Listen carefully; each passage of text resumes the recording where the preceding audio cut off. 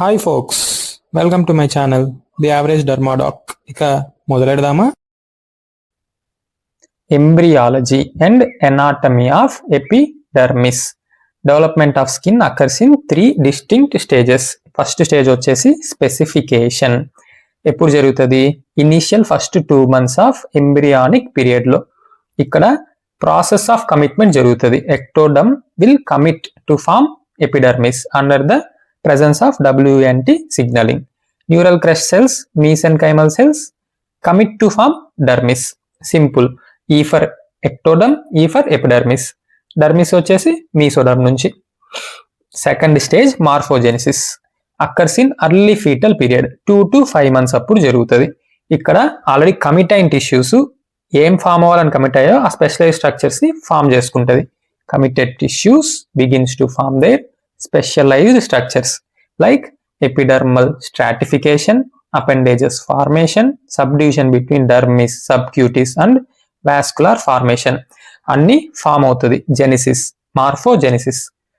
Next last stage differentiation occurs during late fetal period 5th month నుంచి 9th month వరకు. ఇక్కడ newly formed specialized tissues, morphogenesis లో form అయిన specialized tissues అన్ని ఇప్పుడు ఫర్దర్ డెవలప్మెంట్ జరిగి assumes their functionally mature form. Functional maturity వస్తుంది differentiation stage లో. Simple 3 stages: specification, commitment, morphogenesis దేనికైతే కమిట్ అయిందో దాన్ని ఫామ్ చేయడం. Final stage differentiation, functionally mature forms గా మారిపోవడం. Mile stones in embryonic development of epidermis. 3rd week అప్పుడేమో just single layer of glycogen filled germinative or basal cells అనే ఉంటాయి. Germinative అంటే they have capacity to divide. Next 6 weeks అప్పుడు double cell layer form అవుతుంది. ఒక extra layer దాని మీద వచ్చి ఫామ్ అవుతుంది, అది పెరిడర్మ్. ఇది ఒక ట్రాన్సియంట్ లేయర్, ప్రొటెక్ట్ చేస్తుంది అండర్లైన్ జర్మినేటివ్ ఆఫ్ బేసల్ సెల్స్ ని. దేని నుంచి? సరౌండింగ్ యామ్నియాటిక్ ఫ్లూయిడ్ నుంచి. అప్పటి వరకు ఈ స్కిన్ డిఫరెన్షియేషన్ అయ్యి కెరాటినైజేషన్ జరిగే వరకు. ఒక్కసారి కెరాటినైజేషన్ జరిగిందంటే at the rate of 24 weeks అప్పుడు ఈ పెరిడమ్ కాస్త యామ్నియాటిక్ ఫ్లూయిడ్ లోకి షెడ్ ఆఫ్ అయిపోతుంది. So it's a transient protective layer. Next 8 to 11 weeks అప్పుడు ఇంటర్మీడియట్ సెల్ లేయర్ ఫామ్ అవుతుంది. ఇప్పటి వరకు ఎన్ని డబుల్ సెల్ లేయర్ ఉంది కదా, ఒకటేమో జర్మినేటివ్ సెల్, ఒకటేమో పెరిడమ్. దీని మధ్యలో ఇంటర్మీడియట్ సెల్ లేయర్ ఫామ్ అవుతుంది. అలా ఫామ్ అయిన లేయర్ లో more and more number of cells appears in intermediate cell layer and forms 2 extra layers. One is spinosum, another one is granulosum. ఇది ఎప్పుడు జరుగుతుంది? 12 to 16 weeks అప్పుడు. నెక్స్ట్ 16 to 26 weeks అప్పుడు ఈ ఇంటర్మీడియట్ సెల్ లేయర్ లో ఆల్రెడీ 2 లేయర్స్ వచ్చి పడ్డాయి, స్పైనోజం, గ్రాన్యులోజం. ఈ సెల్స్ అన్ని కూడా ఇంటర్మీడియట్ సెల్స్ థిక్ అవుతుంది. నెక్స్ట్ 22 to 24 weeks అప్పుడు కెరాటినైజేషన్ కంప్లీట్ అవుతుంది. So once keratinization completes, periderm cast off into the amniotic fluid. 24th week అంతా పెరిడమ్ షెడ్ ఆఫ్ అయిపోతుంది. Coming to anatomy of epidermis. It is a keratinized stratified squamous epithelium which is terminally differentiated which renews continuously. దీనికి renewal చేసుకునే property ఉంటుంది, ఎందుకంటే దీనికి stem cells జర్మినేటివ్ layer లో ఉంటాయి కాబట్టి. And also forms derivative structures like sebaceous glands, sweat glands, hair and nail. Coming to cells of epidermis. Epidermis is made up of billions and billions of keratinocytes. Layers గా ఉంటుంది. 95% keratinocytes ఏ ఉంటాయి. They synthesize keratin.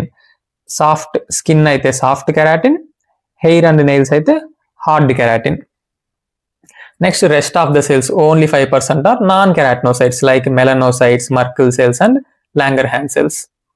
ఈ keratinocytes అనేవి will progressively move outwards from their attachment, that is basement membrane zone, forming several layers. Keratinocytes అన్ని first basement membrane zone కి attach అయ్యేవి, subsequent గా progressively outwards move అవుతూ వెళ్తుంది. ఆ ప్రాసెస్ లో సెవరల్ లేయర్స్ ని ఫామ్ చేస్తుంది. ఈ లేయర్స్ అన్నిటిని మార్ఫలాజికల్ గ్రౌండ్స్ లో డివైడ్ చేశారు.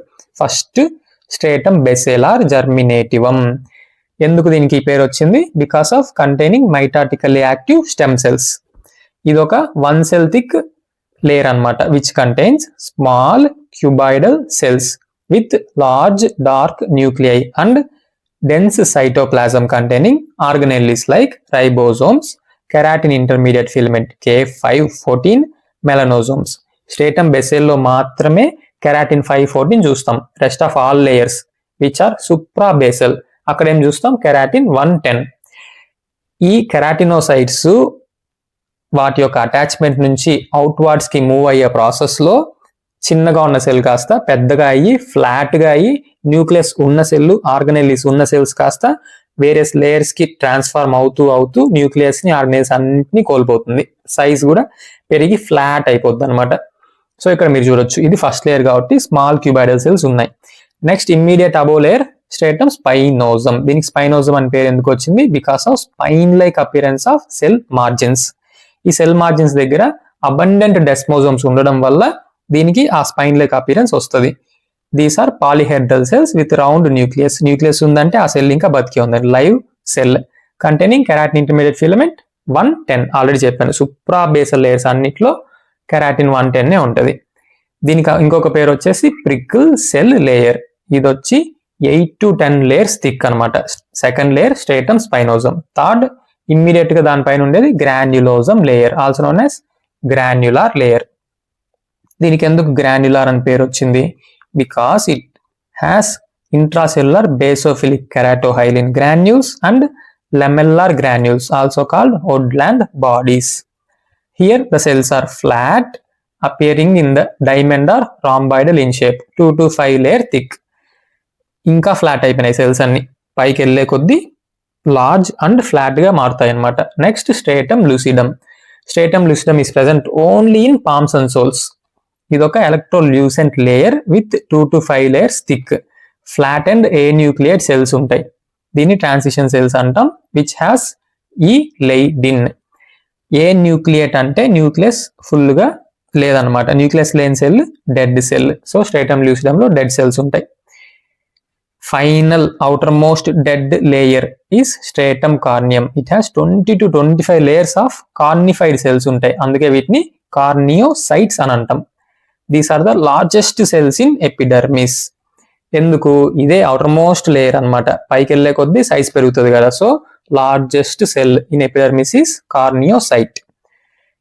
ఇవి flat anucleate cells without any cytoplasmic organelles. Final గా న్యూక్లియస్ పోయింది, అన్ని ఆర్గనెల్స్ పోయింది, completely died cornified layer form అయింది with densely packed keratin intermediate filaments మాత్రమే మిగిలింది.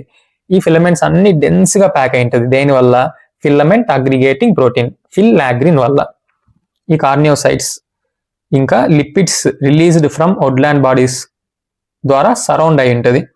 వుడ్లాండ్ బాడీస్ ఎక్కడ ఉంటాయి? స్ట్రేటమ్ గ్రాన్యులోజం ఇమీడియట్ బిలో లేయర్ లో. అవన్నీ లిపిడ్స్ ని ప్రొడ్యూస్ చేసి కార్నియోసైట్ చుట్టూ చేరుకునేలా చేస్తుంది అనమాట. ఛానల్ పేరు గుర్తుందిగా. లైక్, షేర్, సబ్స్క్రైబ్ చేయడం మాత్రం మర్చిపోకండి. Thank you. హస్త ల విస్తా. До свидания.